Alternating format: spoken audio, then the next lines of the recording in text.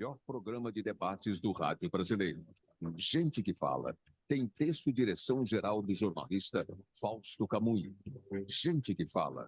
Reúne de segunda a sexta-feira formadores de opinião para discutir as principais notícias do dia. Gente que Fala. Tem o selo de qualidade APCOM. Olá, olá! O programa Gente que Fala está começando pela Rádio 365, a sua rádio de todos os dias, também por imagens pela Altvia, TV da internet, pelas redes sociais, Instagram, Facebook, o nosso canal no YouTube, tudo no ar, tudo à sua disposição para você acompanhar o nosso trabalho, a nossa jornada de hoje e com retransmissão às 10 da noite pela Rádio Cultura AM 990 de Dois Córregos, no centro-oeste paulista e para 20 cidades daquela região. Olha, gente, até pela próxima hora, a gente quer você por aí, curtindo, comentando, compartilhando a transmissão do programa Gente que Fala. Participe pelo WhatsApp, fazendo perguntas aos nossos entrevistados de hoje.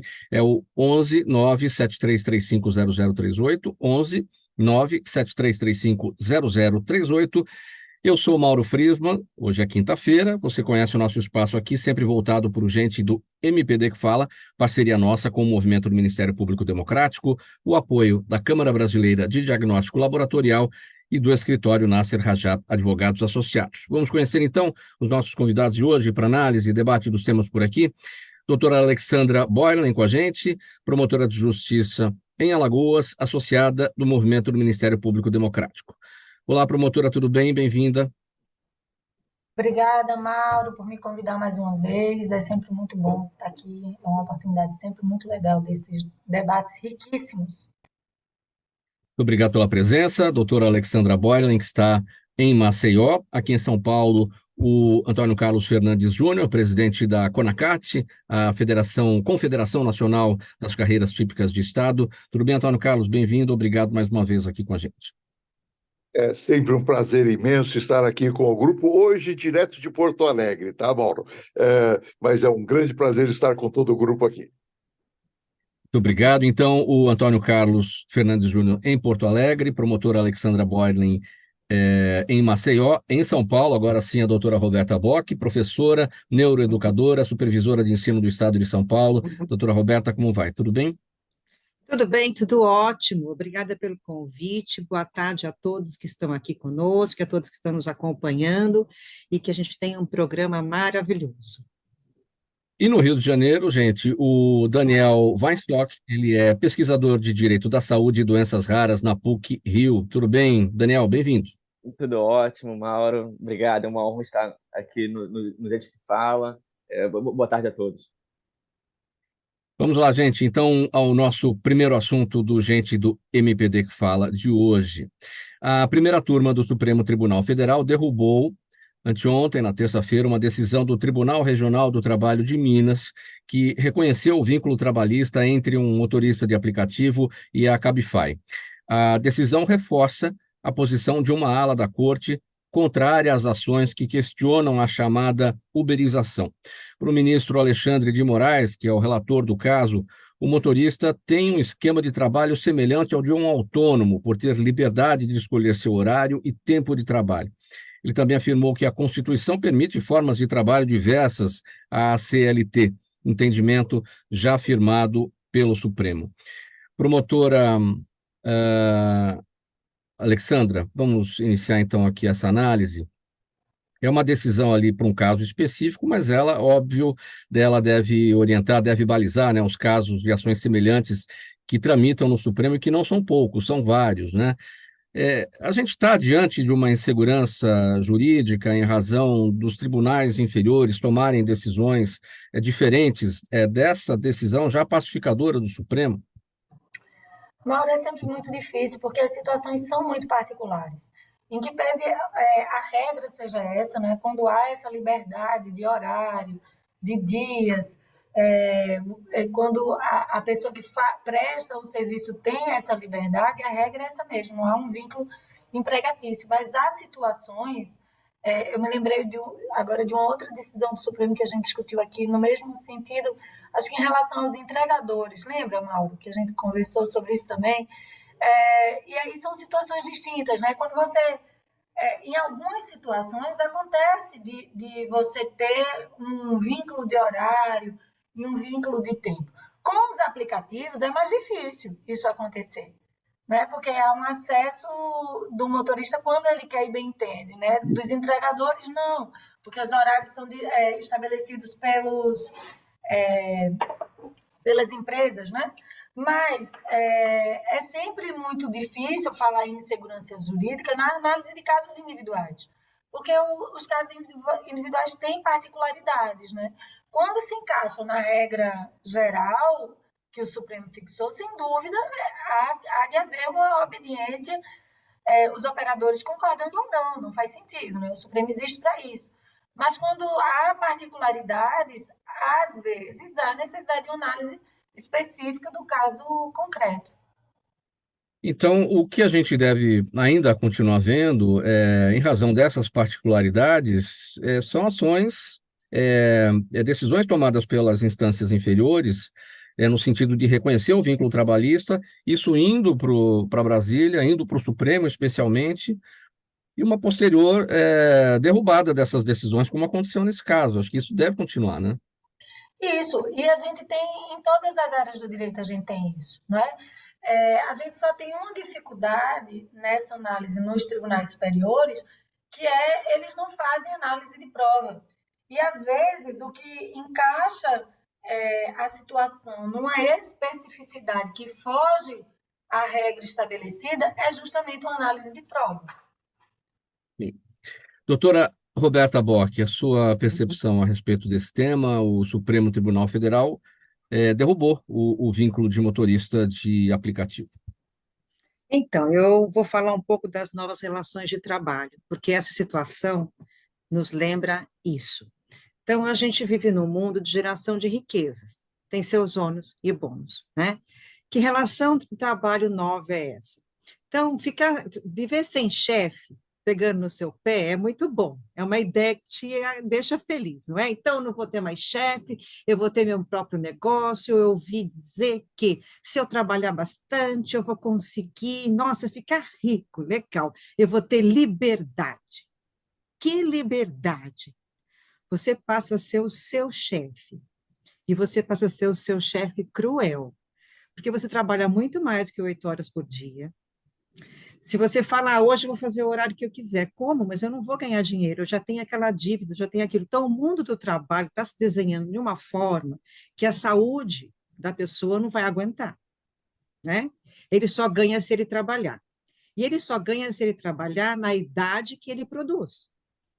Porque depois, se ele não conseguiu guardar um dinheirinho, e ele não vai conseguir mais ficar 6, 7, 8, 10 horas sentado num carro, no caso do Uber, como é que fica a saúde dele? Como é que fica a vida dele? Com que dinheiro ele vai viver? Então, são questões que estão aí no meio dessa decisão que não são levadas em consideração. Esse discurso de que você vai trabalhar para você, que vai sobrar tempo para você, que você vai ter o tal do autocuidado, que você vai ter tempo para ir na academia, que você vai ter tempo. Isso parece que está ficando cada vez mais distante. Então, essa discussão é séria, ela tem que ser trazida para a sociedade e uma nova forma de cuidar dessa situação tem que surgir, porque senão as pessoas vão adoecer e vão morrer muito cedo, com a ilusão de ficar rica. E existe uma camada da população que não tem acesso a isso, né? Que vai continuar trabalhando 8 horas por dia, trabalhando, acordando de madrugada e pegando ônibus e sei lá o quê. Então, é uma discussão que tem que ser mais ampla e discutida com a população. Daniel, o viés da saúde, você que tem o seu trabalho ligado a esse setor, né? Como destacou aqui a doutora Roberta, se continuar do jeito que está, a saúde não vai aguentar. Exatamente. E é um ponto muito importante também olhar não apenas para a saúde física, mas para a saúde mental também. Se a pessoa ela fica em um estado de exaustão muito grande, ela trabalha por muitas horas por dia sem descanso, isso gera um impacto na saúde mental, que é importante. Eu acho que muitas vezes, hoje no Brasil, a gente não dá muito valor à saúde mental, mas a saúde mental ela é extremamente importante, ela deve ser levada a sério e deve ser entendida como uma questão de saúde pública. Então, um exemplo é importante ter programas de auxílio para pessoas de baixa renda, no âmbito da saúde mental, seria muito importante. Então, o excesso de trabalho é, de fato, uma das causas importantes de impactos negativos na saúde física, mas também na saúde mental. É importante a gente olhar para esse aspecto também. Doutor Antônio Carlos, quando uma pessoa decide trabalhar para um aplicativo, seja como motorista, seja como entregador, ela, eu não sei como é que funciona, mas acredito que ela deve assinar os termos de prestação de serviço para essas operadoras desses aplicativos. Isso passa a ser uma decisão pessoal dela, uma escolha pessoal dela, né? Como é que a gente leva isso em consideração mais adiante na hora de exigir direitos trabalhistas para uma situação que foi firmada, né, nessas condições de uma decisão pessoal de prestação de serviço? Mauro, eu tenho que fazer uma pegada um pouco diferente da questão jurídica, porque o que nós estamos vendo um grande número de pessoas é buscarem essa alternativa por falta de alternativas. Acabam buscando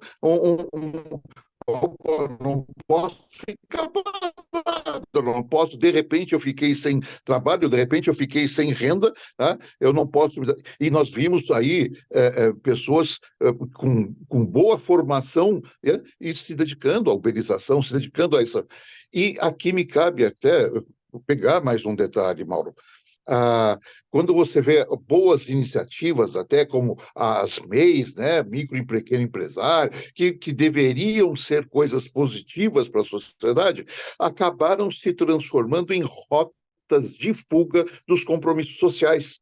Então, o que nós estamos assistindo é uma coisa que vai, uma bomba relógio que vai explodir muito rapidamente, muito antes do que a gente pensa, como bem abordadas as questões de saúde, mas a rota de fuga dos compromissos sociais é uma bolha que vai estourar logo, logo, na nossa opinião. Agora, a busca por essa alternativa, como você mesmo destacou, que na verdade é uma falta de alternativa, em razão do mercado de trabalho estar com problemas aí, o desemprego em alta, a redução das vagas, as pessoas envelhecendo e também perdendo aí a possibilidade de ocupar as vagas até para abertura natural, né, para os mais jovens, né? Acaba que essas funções, né, dessas pessoas ligadas aos aplicativos, e não é desmerecer essas pessoas, muito pelo contrário, estão encontrando alternativa dentro da falta de alternativa, são pessoas que trabalham dignamente, enfim, mas elas acabam encontrando, né, nesse aspecto da falta de alternativa, eu preciso ter o vínculo empregatício, eu preciso ter o vínculo trabalhista com compensação aquilo que eu não consigo mais encontrar no mercado, né? Tem muita gente que pensa dessa maneira. Mas voltamos a essa questão, né, Marco? Qual é a real oportunidade que existe no mercado? Vamos pegar um setor bancário, por exemplo. Estão fechando milhares de postos de atendimentos físicos, né? São dezenas de milhares de trabalhadores que de um minuto para o outro estão caindo no mercado, e o mercado não tem a capacidade de reabsorção absolutamente normal desse contingente. Então, estamos, de fato, diante de uma questão que vai exigir que sentemos Estado, iniciativa privada e organizações sociais, organizações de trabalhadores, vamos ter que sentar, como já existem fóruns nesse sentido, mas vamos ter que discutir muito seriamente, porque vamos ter que encontrar soluções, sim, para um grave problema que está aí colocado, Paulo. Muito bem, a gente prossegue por aqui com o programa Gente que Fala, edição de quinta-feira, é o Gente do MPD que Fala no ar. Estamos na Rádio 365, a sua rádio de todos os dias, OLTV, TV da internet, redes sociais, Instagram, Facebook, nosso canal no YouTube e a retransmissão à noite pela Rádio Cultura AM 990 de Dois Córregos, interior paulista. Próximo assunto, vamos lá para Maceió, porque o governador de Alagoas, Paulo Dantas, disse que a Braskem não pode ser vendida sem resolver a situação de Maceió. Vários bairros por lá foram isolados por causa do afundamento do solo provocado pelo iminente colapso de uma mina de salgema da petroquímica. E, paralelamente a isso, o controle acionário da companhia está sendo vendido pelo Novonor, que é a ex-Odebrecht, para pagamento das dívidas. Desde 2018, quando o solo começou a ceder, nenhum acordo foi feito pela empresa com o Estado para a reparação.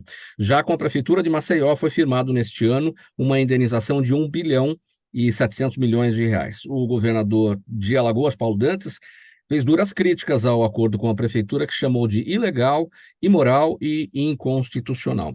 Bom, promotora Alexandra, o governador Paulo Dantas, aí de Alagoas, esteve inclusive com o vice-presidente Geraldo Alckmin, pedindo aí o apoio da AGU para intermediação aí nessa situação toda. Como é que é a atuação do Ministério Público de Alagoas nesse imbróglio todo? Então, a princípio, a atribuição constitucional e legal do Ministério Público nessa questão, que é decorrente de mineração, é do Ministério Público Federal. Mas claro que uma questão, um crime, né, com tamanha proporção, não retira de nenhum órgão do Estado o seu dever de atuação. É uma matéria que ela tangencia todas as atribuições. Então, existe também no Ministério Público do Estado uma força-tarefa com indicação de vários colegas que atuam em áreas específicas, né? O Daniel falando aqui da saúde mental, né? Imagina a saúde mental de quem vive essa situação desde 2018. É uma situação de extrema gravidade que, do meu ponto de vista como cidadã, e aqui não estou falando como Ministério Público, exige que a gente pondere uma questão que antecede, né? O que faz as mineradoras continuarem cometendo crimes ambientais graves, onde a vida e a história das pessoas perdem valor, né?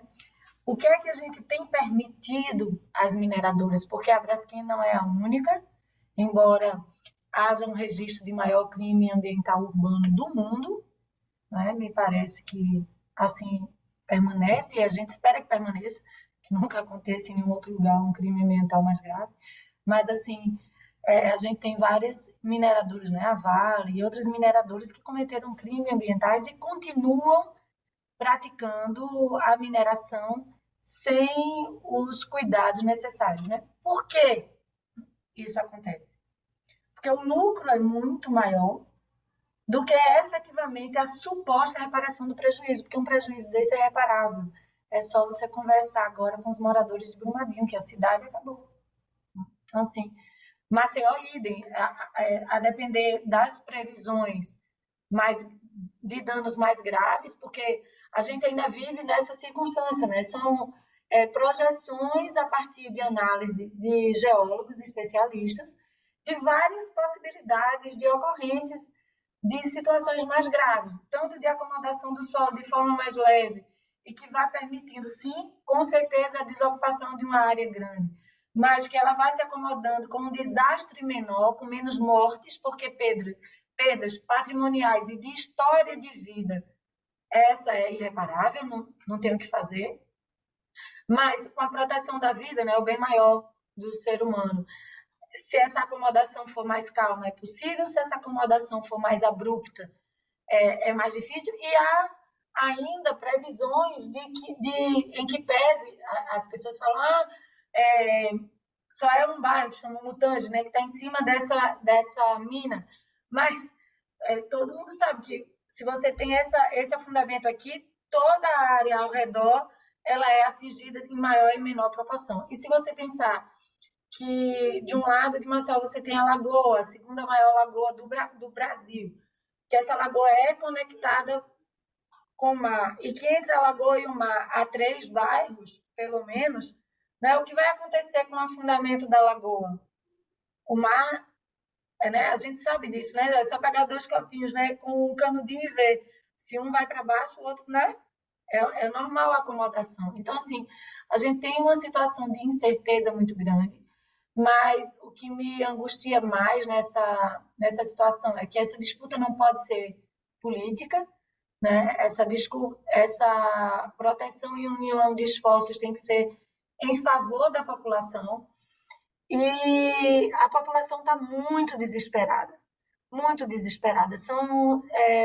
A coisa mais triste, as entrevistas de idosos sendo retirados de suas casas de madrugada, sem familiares, sem ter para onde ir, sem saber quando volta, sem poder tirar a sua vida que está ali, né? Então, assim, a situação humana é irreparável. Os danos de saúde mental são irreparáveis. E o que a população tem reclamado é que as indenizações patrimoniais têm sido aquém do valor do imóvel. Claro que hoje ninguém compra um imóvel ali, né? Então o valor hoje está perdido, mas está perdido em razão do crime ambiental. E há uma estipulação de preço pela Braskem dentro daquele limite e uma desapropriação, vamos dizer assim, pelo risco. E fica todo mundo numa situação de insegurança muito grande, porque as avaliações elas não são matemáticas, elas não são precisas.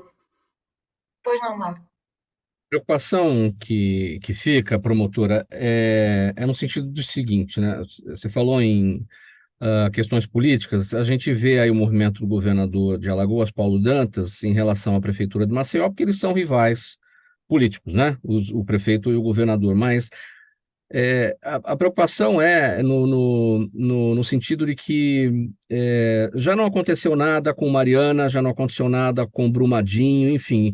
Então, a preocupação de que não aconteça nada com relação ao que está acontecendo aí. E as pessoas. O acordo feito pela Prefeitura de Maceió está sendo questionado não apenas pelo governador. A sociedade civil tem questionado fortemente.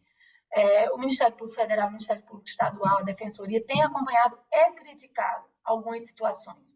Inclusive, parte da população não aceita porque, pela nossa legislação, você não pode dispor do meu direito.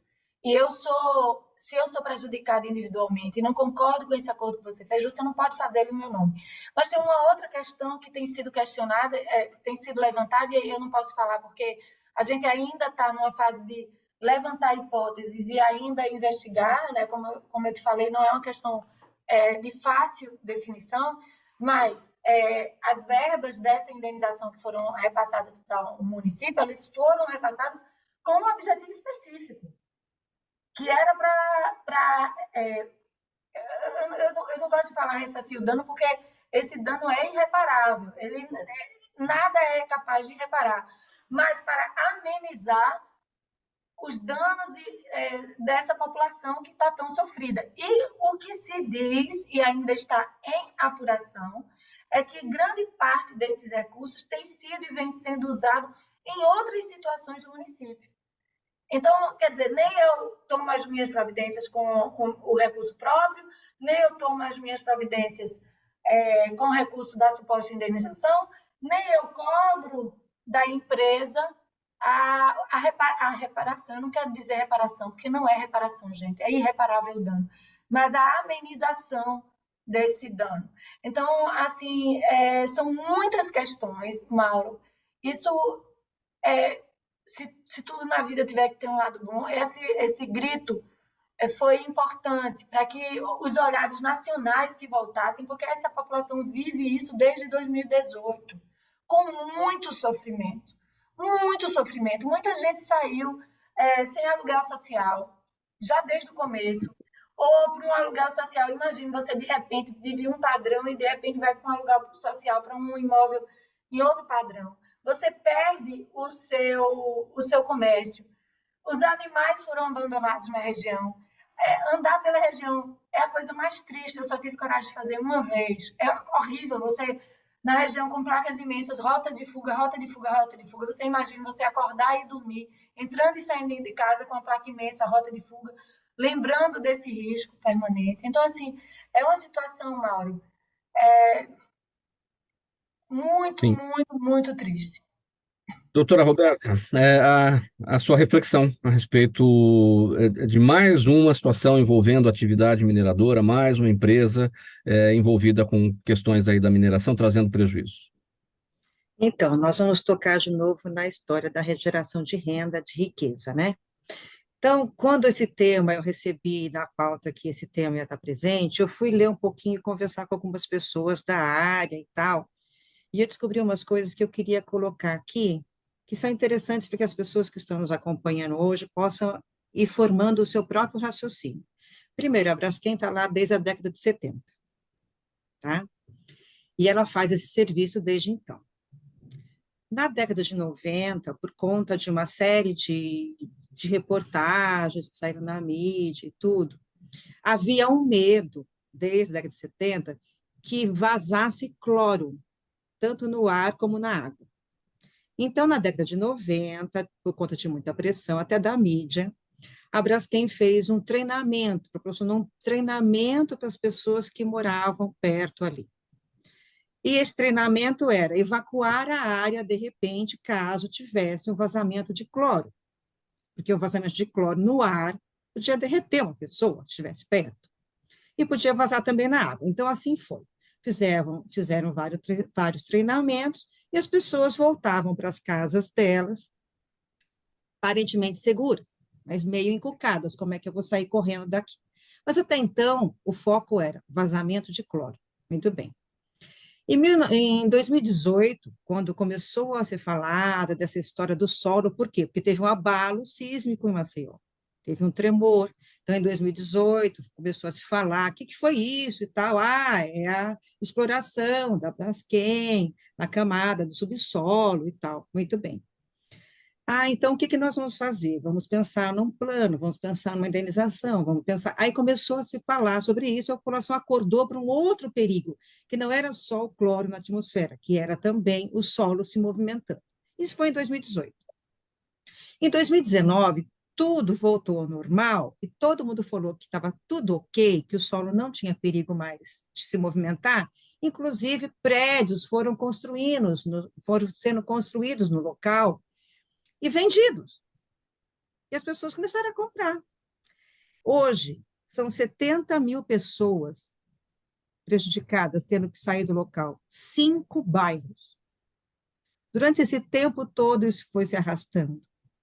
O que foi feito para essa população nesse período? E agora? De madrugada, eles foram tirados de casa. Vocês têm que sair agora. E eles saíram correndo. Vão para onde? Tem aluguel social? Tem onde morar?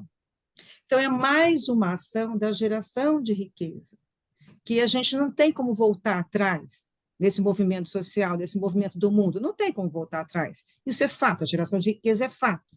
Mas como eu vou conduzir isso? E agora eu vou, de novo, tocar na saúde, no tema da saúde, porque essas pessoas, a saúde mental e a saúde física dessas pessoas sofreram um dano irreparável, eu não sei como. Além do prejuízo que eles tiveram com os bens, como é que fica a saúde deles? Vai ter um tratamento? Eles vão ter esse cuidado? O que vai acontecer da agora em diante? E vamos olhar para essa situação como aquela história que a minha avó já falava, quando a barba do vizinho está pegando fogo, eu coloco a minha de molho, né? Isso, por aí, não só no Brasil, no mundo todo, isso está presente. O que é que está sendo feito? Né? Vamos olhar com cuidado. É isso que eu queria trazer para que as pessoas possam fazer a própria reflexão sobre o tema. Sua reflexão, doutor Antônio Carlos. Eu tenho a impressão, e agora eu vou falar, Mauro, se vocês me permitem, se a bancada me permite, falar muito diretamente com quem nos assiste, com quem está acompanhando esse programa. Isso é um desenho acabado de como é importante uma estrutura de Estado, uma política de Estado estável, equilibrada, estruturas de Estado que possam oferecer equilíbrio entre mercado e sociedade. Como bem colocada, né, a questão da produção de riqueza, a busca do lucro, mas o que faz o Estado para o bem do próprio mercado, e isso tem que ser muito bem colocado, para o bem do próprio mercado, há de se ter o Estado fazendo a mediação desses interesses, de fazer o controle desses interesses. Porque ali não só a Braskem, mas todo o comércio, todas as empresas, todo o mercado que estava ali diretamente relacionado e está diretamente relacionado àquela área atingida, está sofrendo por falta exatamente de poder fazer com que se cumpra com rigor a legislação, que se cumpra com rigor o que a estrutura de Estado pode fazer pelo equilíbrio dessa relação. É nessa pegada, Mauro, que eu quero me dirigir a todos os que nos acompanham. Precisamos de pensar em ter um Estado sadio, uma estrutura de Estado sadia, para poder atuar preventivamente e adequadamente a coisas como esses acontecimentos.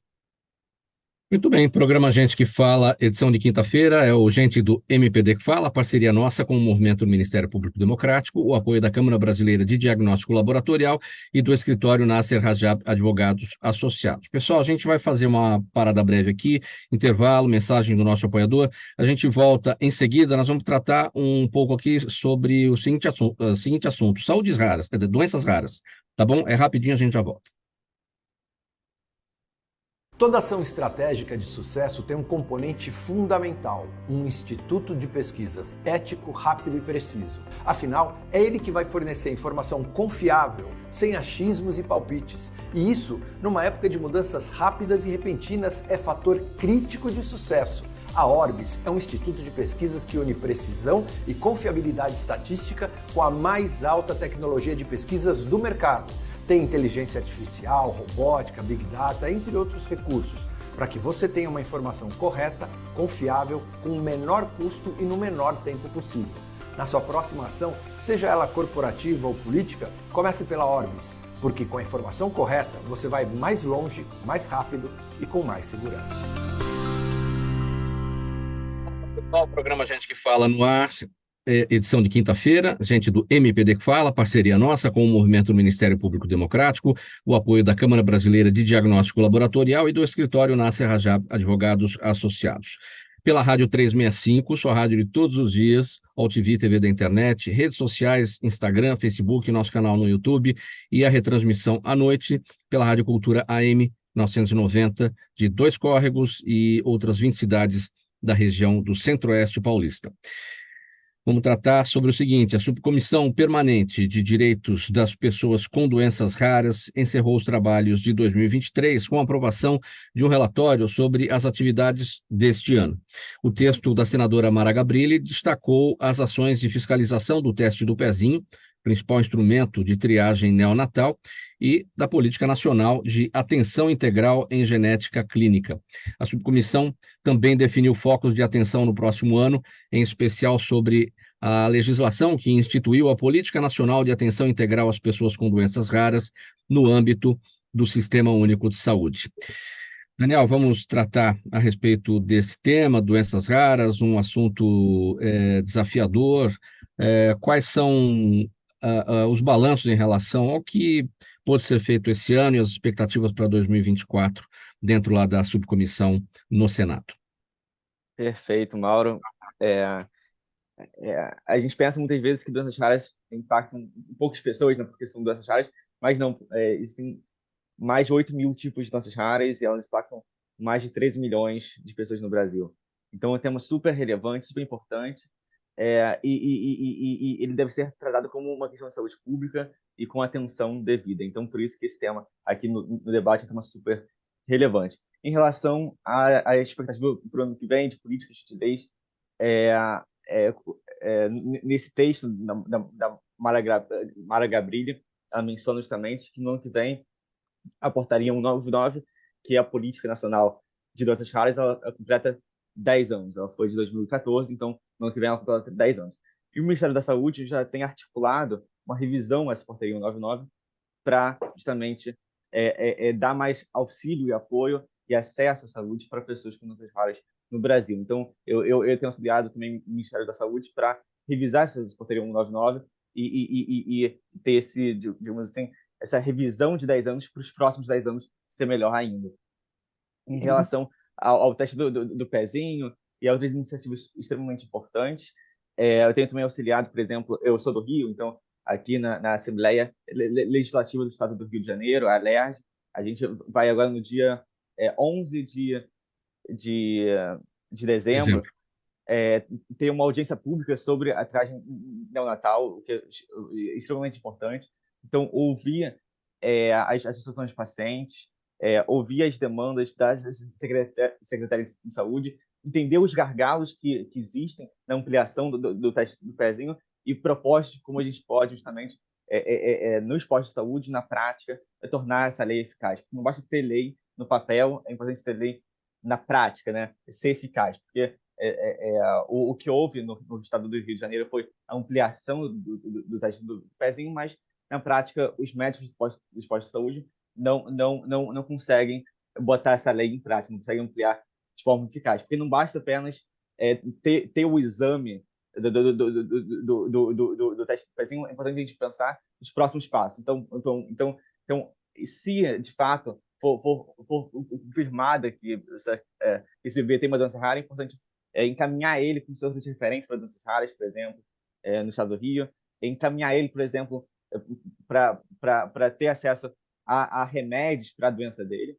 E muitas vezes esses remédios não são disponíveis, muitas vezes os centros de referência longe da casa dele e uma pessoa de baixa renda que não tem, que não pode ir até o centro de referência, porque muitas vezes o transporte público é caro para as pessoas. Então, ter formas de auxílio para as pessoas para elas terem acesso à saúde eficaz e de qualidade. E podemos pensar também que saúde não é apenas acesso a diagnósticos ou a medicamentos, né? Existem também o que a gente chama de determinantes sociais da saúde. Então os desafios das pessoas transexuais vai muito além de acesso a diagnósticos e tratamentos. Então, um exemplo, é importante a gente ter escolas que são inclusivas e acessíveis para crianças que têm doenças raras. A gente tem um mercado de trabalho que seja inclusivo, entenda a importância da diversidade e, por isso, incluir adultos que tenham doenças raras. Que por mais que eles tenham doenças raras, crônicas e completas, são pessoas que muitas vezes produzem, estudam e são pessoas incríveis, com sonhos, com projetos de vida. Então, não só porque ele tem uma doença rara, ele não pode ser um aluno brilhante, ou não pode ser um empregador brilhante. Então ter esse olhar de que pessoas com doenças raras são pessoas iguais a nós, elas merecem direito à vida e direito à saúde é muito importante. Daniel, como é que funciona a interlocução entre o seu grupo? Porque você é pesquisador de Direito e Doenças Raras na PUC São Paulo, né? Então, como é que é a interlocução desse trabalho feito aí por você e pelo grupo aí na PUC com a LERJ, por exemplo, você falou aí do trabalho que vai acontecer agora no dia 16, né? E com o próprio Congresso Nacional, com frentes parlamentares? Perfeito. A minha PUC é a PUC do Rio, na verdade, na PUC São Paulo, mas perfeito. É o seguinte, eu já há alguns anos eu faço parte desse grupo de pesquisa, e uma pesquisa que não envolve apenas a PUC do Rio. Eu fiz muito recentemente, por exemplo, esse artigo científico com uma colega minha de Harvard, e foi uma pesquisa que durou quase 3 anos, que a gente conversou com famílias de baixa renda do Brasil todo, e não apenas do Brasil, de outros países também, da Colômbia, do Peru, do Chile, para ouvir essas famílias e entender quais eram as demandas delas. Então um exemplo, o que eu falei também dos determinantes sociais da saúde, a grande maioria dos casos, assim que o paciente ele recebe o diagnóstico, esse pai da criança ele abandona a esposa, enfim. Então a maioria dos casos são mães solas de baixa renda que têm filhos com doenças raras. Muitas vezes essas mães solas elas precisam largar o emprego para dar atenção integral para os filhos. Isso tem impacto também na renda. Então, é um ciclo vicioso de renda. Enfim, e também elas têm outras dificuldades no acesso à saúde. Então com base nas entrevistas que fizemos com centenas de pacientes e suas famílias, com associações de pacientes, dando não apenas voz a elas, mas ouvidos a elas, ouvindo elas e as demandas que elas tinham, as propostas delas, a gente montou esse artigo que foi publicado no The Lancet Regional Health Americas, que é uma revista britânica, uma das maiores revistas científicas do mundo, e justamente onde a gente dá propostas de leis e de políticas públicas para justamente garantir acesso à saúde de qualidade para as pessoas de baixa renda no Brasil. Então as propostas são diversas, vou citar alguns. A ampliação, por exemplo, dos centros de referência para doenças raras ao redor do Brasil. Hoje, os centros de referência eles estão mais na região sul e sudeste, e tem pouquíssimos centros de referência nas regiões norte e nordeste. Na norte, é apenas um centro de referência. Então aumentar o número de centros de referência nas regiões norte e nordeste. Aumentar a ampliação a importância também de dar apoio às famílias de baixa renda que existem doenças raras, porque o impacto das doenças raras não é apenas nos pacientes, mas também nos pais, nos irmãos, nos professores. Então ter esse apoio às famílias. Enfim, são dezenas de propostas, ou um exemplo, dar cursos e cartilhas para médicos do SUS sobre doenças raras, porque muitos médicos do SUS não conhecem nada sobre doenças raras, então dar esses cursos gratuitos a esses médicos do SUS.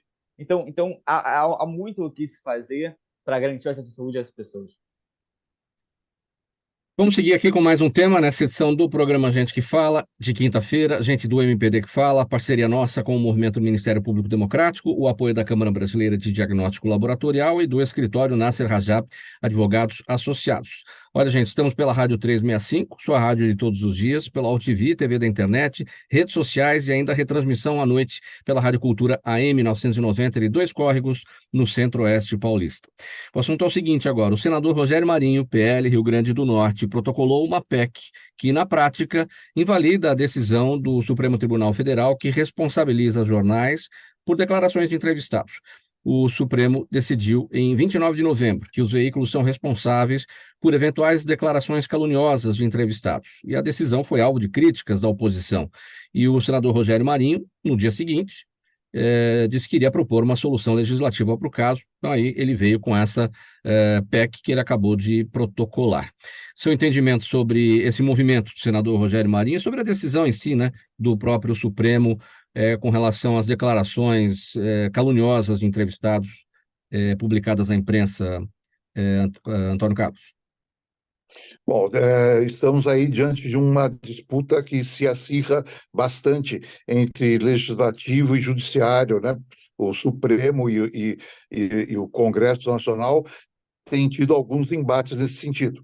E a impressão que eu tenho é que a matéria exigiria, sim, alguma reflexão por parte, alguma interferência por parte do legislativo, né? Porque a decisão do Supremo, ela talvez engessa demais essa questão das declarações, né? Os veículos de divulgação não são necessariamente responsáveis pelo que dizem os seus entrevistados. É meu entendimento leigo, tá? A minha posição leiga sobre o assunto. Mas, de qualquer maneira, eu tenho a impressão que é um assunto que traz para o debate um tema importante. Tá? No mínimo, provoca um debate mais aprofundado desse tema, e aí eu quero muito ouvir a doutora Alessandra, a doutora Roberta, sobre temas que elas dominam bem mais. Vamos ver a doutora Roberta primeiramente. Doutora Roberta, porque os veículos de comunicação, de uma maneira geral, não receberam essa decisão do Supremo de forma ruim, até no sentido de que entendem que isso ajuda no desenvolvimento do bom jornalismo. Então, Mauro, eu acho que agora, nesse momento, deveria até inverter, né? Eu deveria entrevistar você, né, Mauro? Porque... Não é? Porque pense bem, olha aqui a nossa situação, estamos todos aqui no programa e nós temos aqui a liberdade, esse programa é incrível, porque nós temos a liberdade de falar sobre os diversos temas, né? E aí eu falo alguma coisa, e quem é o responsável pela minha fala? Eu que falei, ou você que me convidou, o produtor desse programa? Então, veja que discussão que precisa ser aprofundada e delicada, porque, de repente, você acaba tendo uma espécie de censura. dá margem a uma espécie de censura. As pessoas começam a interpretar de outras formas, e, de repente, esse programa passa a ser gravado e vocês se acham no direito de cortar determinadas falas, porque agora vocês são responsáveis pelo que eu falo. Então, olha que reflexão assim incrível. E, de fato, eu gostaria imensamente de ouvir você. Eu sei que não é esse o sistema, o programa não é esse. Eu não entrevistaria você hoje, quem sabe um dia eu entrevisto você, mas é essa a minha opinião. É um tema muito delicado, que precisa de uma discussão mais ampla, e a gente vive agora um momento de podas de algumas liberdades que nós tínhamos, e isso tem que haver um cuidado, né? Então, eu vejo esse tema muito delicado, Mauro.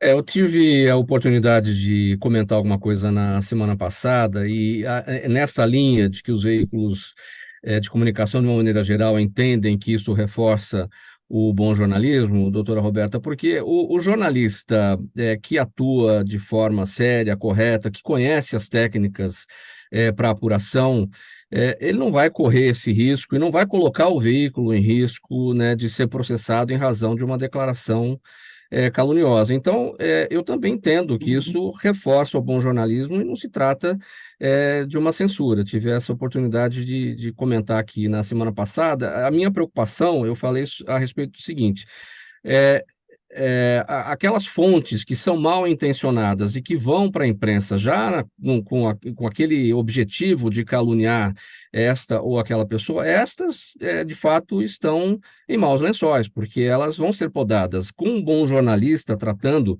a notícia, elas vão ser podadas. E o risco disso, uma vez que você não pode fazer na imprensa uma fala caluniosa, você pode criar fake news aí, de qualquer maneira, pelas redes sociais. E eu também me manifestei aqui nesse sentido, do risco de aumentar a quantidade de fake news, né, por conta desse tipo de medida que, na verdade, não aperta a imprensa, força a imprensa a fazer um jornalismo melhor, no meu entendimento. Perfeito, Mauro. Muito obrigada pela entrevista e me fez agora refletir sobre o tema. Porque olha que interessante que você colocou. Isso surge por conta de um momento histórico que a gente viveu, né? De um momento das fake news que não existiam, de um momento muito vulnerável, né? Então, isso surgiu por um movimento histórico. Muito interessante. Muito obrigada pela entrevista. Claro que é uma opinião minha, enfim, eu não é um entendimento geral, longe disso de ser um entendimento geral da imprensa, mas eu creio que boa parte da imprensa está com esse pensamento de que a medida pode, de fato, ajudar no bom jornalismo em vez de trazer problemas para os veículos. Quero ouvir o entendimento aqui da doutora Alexandra. Eu acho que trazer o assunto para o Congresso é uma forma positiva, né? A gente vive num sistema que exige essa discussão entre os poderes, né? E no mundo da teoria, pelo menos, é um espaço de maior representatividade social do que o Supremo. O Supremo fez a partir de uma demanda específica, mas se esse não é o entendimento, e a partir de uma interpretação de uma legislação específica em vigor, se há necessidade de uma nova discussão, como a gente está falando aqui, de um entendimento e de um aprofundamento, que bom que o Congresso possa fazer, e o Executivo vai ser chamado para isso também, e talvez até o Judiciário outra vez, se a gente for discutir a questão da liberdade de imprensa, que volta para a questão constitucional. Então, você poder usar aqui os três poderes, trazer os três poderes para esse debate, eu acho importante. E, em que pese tem uma tendência, Maura, a concordar com você, eu me preocupo, por exemplo, você já me ouviu aqui várias vezes, mas nada impede que eu agora, por uma questão política, por exemplo, ao a gente conversar sobre o comentário do governador em relação ao acordo do prefeito, ao invés de eu dizer, olha, é uma coisa que está sob investigação, eu chegasse aqui e dissesse, esse prefeito é um ladrão, ele fez isso ou fez aquilo outro. E aí você foi pego de surpresa, né? Sim. Porque eu tive esse cuidado de dizer, olha, não é uma coisa que está sob investigação, são várias as entidades que estão questionando, mas é uma coisa que a gente não sabe ainda, né? O que se está dizendo é isso, mas a gente não sabe, ainda está em apuração.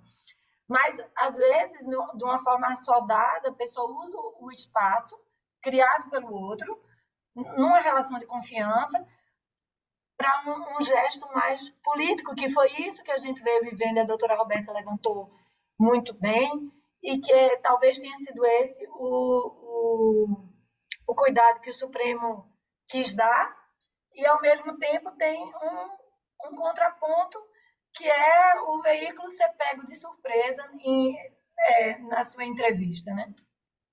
A gente também tratou disso na semana passada, porque essa é uma especificidade do veículo falado, né? Do rádio e da televisão, enfim, coisa que o veículo impresso não corre. Então, é uma especificidade que depois vai ter que ser tratada, né?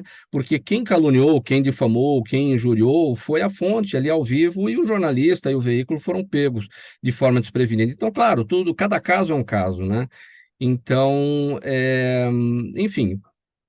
Tá vendo? O debate está posto e os problemas estão colocados, e a gente vê que ajustes precisam ser feitos, e vamos ver onde é que as coisas vão parar, né, para esses ajustes de fato ocorrerem e a gente ter o melhor trabalho a desenvolver aqui na imprensa. Bom, eu vou falar rapidinho aqui, não vou nem ler o tópico inteiro, porque a gente está atrasado e tem perguntas da audiência. Privatização da Sabesp aprovada na Assembleia Legislativa de São Paulo, e fazendo valer aí o objetivo do governador Tarcísio de Freitas, que colocou isso como bandeira de campanha, Antônio Carlos. Sou contra. Eu acho que essa privatização da Sabesp é um equívoco grave que vai se refletir na sociedade, vai se refletir em vários municípios, né? Porque temos realidades tão distintas que aí vai vingar, de fato, o interesse econômico puro e simplesmente, que é o que não cabe dentro da estrutura de Estado. Estar com o interesse puro e simplesmente econômico está no DNA do mercado, está no DNA da empresa. Tá? Assim como pesar os aspectos sociais, isso não é uma beleza de boa vontade da estrutura de Estado ou do Estado. Isso também está no seu DNA. Tem que fazer a ponderação sobre os aspectos não econômicos. E essa ponderação passa a desaparecer com essa privatização. Eu não costumo emitir a minha opinião aqui para as coisas, já que eu falei a respeito dessa questão da decisão suprema em relação à responsabilidade da imprensa com as declarações dos Estados. Vou falar aqui para a Roberta Bock sobre o seguinte: já que o Antônio Carlos se declarou contra, eu também sou contra a privatização da Sabesp, e sem nenhuma posição ideológica aqui, doutora Roberta. Eu entendo que a água é o bem da vida, e a gente não pode ver a água ser tratada como uma situação de bem econômico. Isso tem que estar na mão do Estado. Não importa se o governo de plantão é X ou Y. A gente está falando do Estado brasileiro tomando conta desse setor. Seu entendimento, Roberta Bock? Perfeito, perfeito. E aí eu vou ressaltar que cena deprimente nós assistimos ontem na Alesp. Que cena horrível. Que desrespeito à população. Qual é o princípio de uma política pública? O princípio de uma política pública é ouvir a demanda da sociedade, e dar respostas possíveis e legais e humanas a essa demanda. Não fazer algo porque eu acho que é importante, porque eu vou precisar de recurso para isso ou para aquilo. E aí, diante daquela situação deprimente de ontem, com alguns parlamentares fora do local, eu aprovo só com a minha base. Aquilo foi uma vergonha. Eu acho que aquilo é a fotografia da situação que nós estamos vivendo agora. Concordo plenamente com os dois comentários que vieram antes de mim. Perfeitos. 6 minutos para 1h da tarde, 5 agora.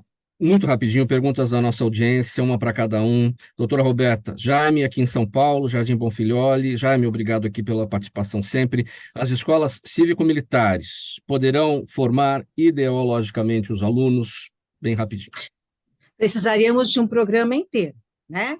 Mas a questão de formar o aluno é muito mais ampla. Ela vai permear o currículo e que sujeito que eu vou formar para essa sociedade que nós estamos vivendo hoje. Olha, tudo que nós comentamos no programa hoje, que momento histórico que nós estamos vivendo, que sujeito nós precisamos para hoje, e não para o passado, para hoje. Essa discussão é urgente. Doutora Alexandra Patrícia Lopes no YouTube pergunta: os governantes que se omitiram durante décadas em relação a todos os alertas feitos sobre os riscos da escavação em Maceió podem ser responsabilizados? Olha, tanto a legislação criminal como a civil no nosso país tem prazos, né? E é muito pouco provável, tá?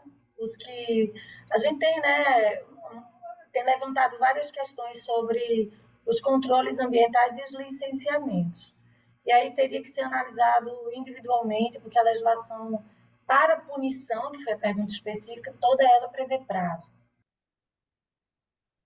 A pergunta agora aqui para o doutor Daniel. Luciana Trindade está no Facebook. Qual é a estimativa do número de portadores de doenças raras no Brasil e qual delas é a mais comum ou menos rara? É a Luciana Trindade, doutor Daniel. São cerca de 13 milhões de pessoas que vivem com uma doença rara no país. 13 milhões.